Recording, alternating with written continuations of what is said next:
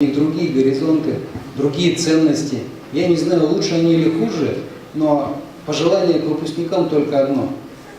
Вы, наши дорогие выпускники, ничего не бойтесь, особенно своего ЕГЭ, вы сдадите хорошо и прекрасно, мы в вас верим, будет у нас много стопальников. Ну и самое главное, сделайте правильный выбор в тех вузах, которые вас ждут, в самых лучших вузах. Обучитесь, получите хорошую профессию, найдите себя в жизни.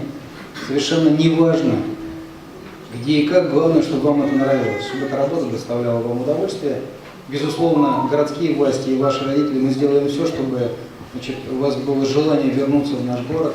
На наш взгляд, это любимый наш город, он самый лучший, красивый и хороший. Если вы захотите, вы к нему приедете. В любом случае, детей воспитывать лучше в таких городах, где есть еще душа, есть система ценностей нравственных.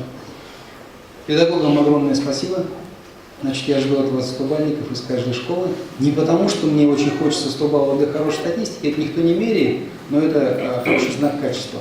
Наверное, смело можно даже с 80 и выше. Вообще, кстати, по системе 80 балликов у нас почти половина детей, да?